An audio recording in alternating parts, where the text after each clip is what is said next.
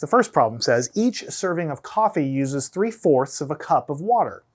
How much water will be needed for 3 servings? So if every serving doesn't even need a whole cup, every serving needs 3/4 of a cup, that's less than a cup, how much total water do we need for 3 servings altogether?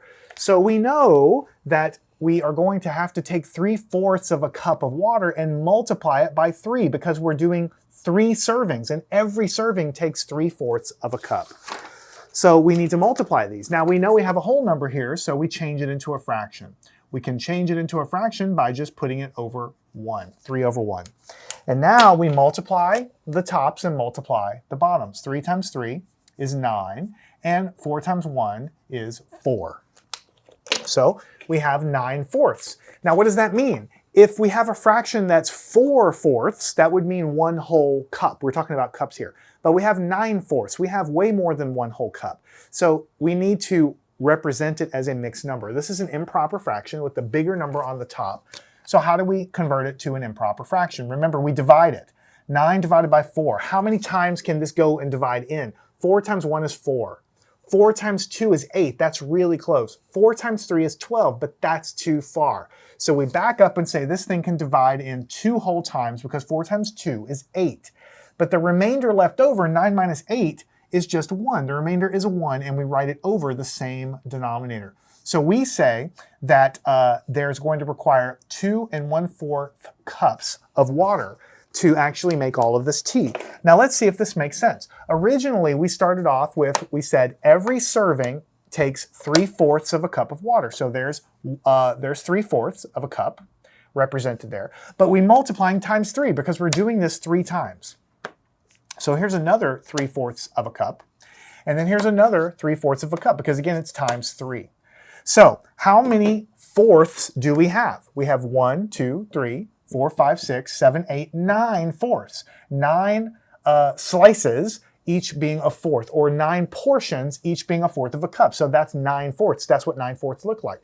But we can take and rearrange it and make this one entire cup. And then we can go over here and turn this into cup number 2. And then cup number 3 is just going to live right over there. Or I should say 1/4 is left over. So we have 9/4 is perfectly fine in proper fraction, but it's also the same as 2 1/4 cup left over. All right, problem number 2 says the production of each mechanical pencil takes 8/9 of a minute. So it doesn't take a whole minute, it takes 8/9 of a minute, almost a minute. How long would it take to manufacture 3 mechanical pencils? Well, every pencil takes 8/9 of a minute. So to do it 3 times, we have to multiply by 3. So what we will do is we will then take the 8/9. That's how long it takes to manufacture 1 pencil. But to manufacture 3 pencils means we have to multiply it, that fraction, times 3. Then we have to change this into a fraction. 8/9. We change the 3 into 3 over 1, and then we multiply as usual. 8 times 3 is 24, and 9 times 1 is 9. So it doesn't seem like it would make a lot of sense, but actually it's 24/9, right? And we could simplify this fraction also. We can simplify it, but we can also just change it to a mixed fraction, right? We divide. 24 divided by 9. Let's think. 9 times 1 is 9, but 9 times 2 is 18. 9 times 3 is 27. That's too many times. So it only divides in an entire number of times 2 times because 9 times 2 is 18. So what's the remainder between 24 and 18? Right? The remainder between 24 and 18 is 6. There's 6 left over, and you always write it out of 9 like this. So the answer is 2 6/9 minutes. But this 6/9 can be simplified because we can divide both by 3. So we try to do that. We try to divide the top and bottom both by 3. So let's divide by 3, divide by 3. What do we get? We get 2, and what do we have? 6 divided by 3 is 2. 9 divided by 3 is 3. 2 2/3 minutes. 2 2/3 minutes is the total amount of time that is going to be required to assemble all of these pencils, and it represents exactly the same amount as the 24/9 that was there before. So 8/9 of a minute, just do a sanity check. It's almost 1 minute. 9/9 would be 1 minute. So it's a little bit less than 1 minute times 3 should be a little bit less than 3 minutes. And that's what it is, 2 2/3. All right, next problem says, Tanya drinks 4/5 of a gallon of water every day. How much water will she drink over 4 days? So we have to multiply her water intake times 4 because she's doing it over 4 days. So what do we have? 4/5. That's how much she drinks every day, 4/5 of a gallon. But then we do it over a 4-day period. How many gallons does she drink? Change this into a fraction. 4/5 times, this becomes then 4/1. Okay, then multiply the tops. 4 times 4 is 16. Multiply the bottoms. 5 times 1 is 5. So 16/5, that's how many gallons she drinks. If you took a gallon and cut it into 5 pieces, 5/5 pieces of that gallon would be 1 whole gallon. But we have way more than that. We have 16/5 of a gallon, right? So let's see how we can convert this to a mixed number. Let's do the division here. 16 divided by 5. 5 times 3 we know is 15. And 5 times 4 is 20. That's too big. So we know that 5 times 3 is 15. And the remainder, 16 minus 15, is 1. So we put 1 over the same denominator. So 3 1/5 gallons. So 3 1/5 gallons is how much she actually drinks. Let's see if this makes sense. We have, this represents, there's 3/5, 4/5 of a gallon. You have to pretend this circle is a gallon. 4/5, there's 4/5. Here's another 4/5 of a gallon. We're doing this 4 times, multiplying by 4. So we have another 4/5 like this. And then finally we have our last set of 4/5 multiplied by 4.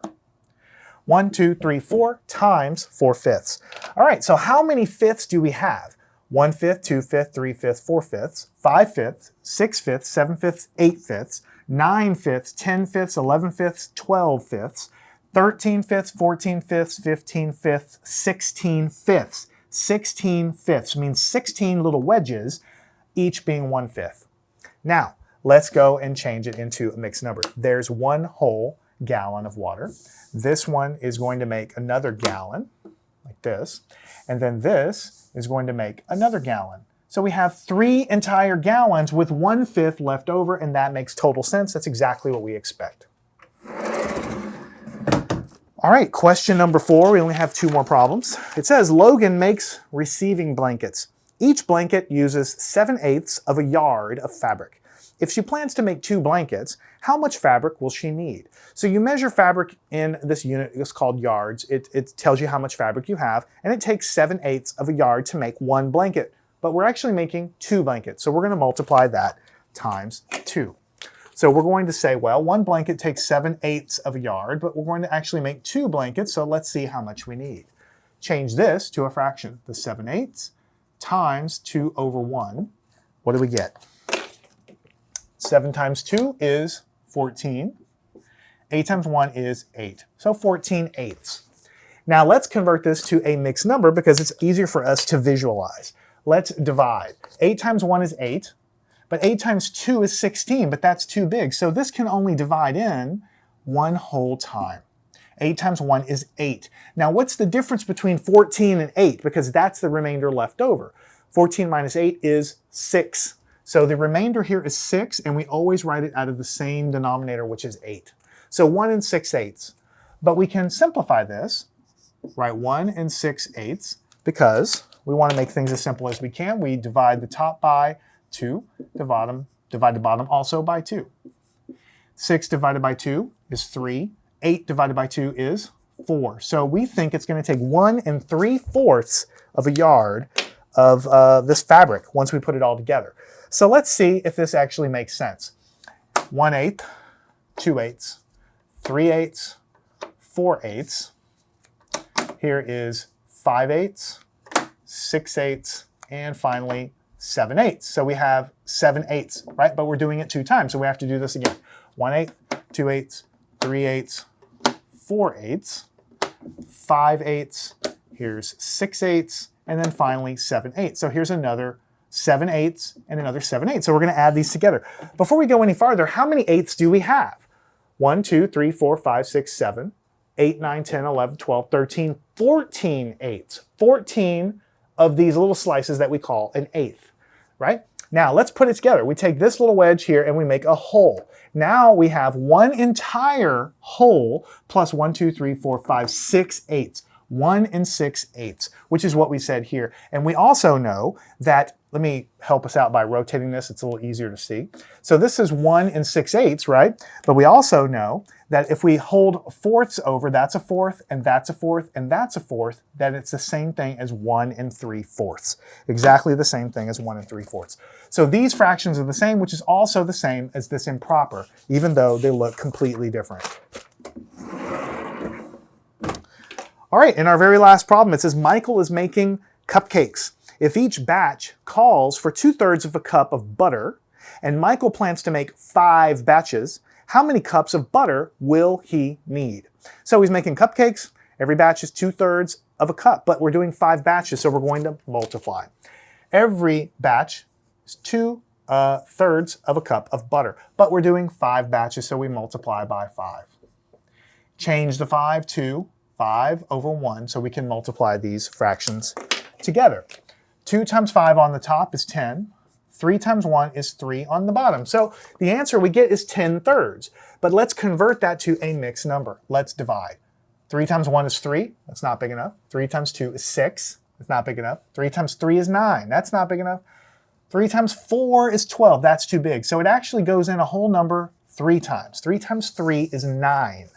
The remainder, 10 minus 9, is 1, and you write it over the same fraction. So we think that it's going to be 3 1/3 cups of butter altogether. Let's see if this actually makes any sense. What we're saying is that we have 2/3 of a cup. That's what it takes for one batch. We're doing 5 batches, so another 2/3 of a cup. Then we have another 2/3 of a cup. Then we have another 2/3 of a cup. That's number 4. And then we have another 2/3 of a cup for the last one. 1, 2, 3, 4, 5. So we've multiplied there. How many thirds do we have? 1, 2, 3, 4, 5, 6, 7, 8, 9, 10 thirds. Now let's see how many holes we have. There's 1 hole, and then we can go over here, slide these over. There's another hole, and then we can go over here and slide these over together. There's another hole, and there we go. 1 hole, 2, 3 1/3 cups of butter. So we're just using the ideas that we know how to now multiply fractions times whole numbers to solve word problems, and also using an opportunity to build our skills and get better. I'd like you to read all these yourself. I'd like you to grab a piece of paper and solve them. Make sure you understand how to get the answer in the improper fraction and also how to get the mixed number, because both of them are very important. And then follow me on to the very last lesson in the sequence. We'll wrap up our practice of multiplying a fraction times a whole number in a word problem. Learn anything at mathandscience.com.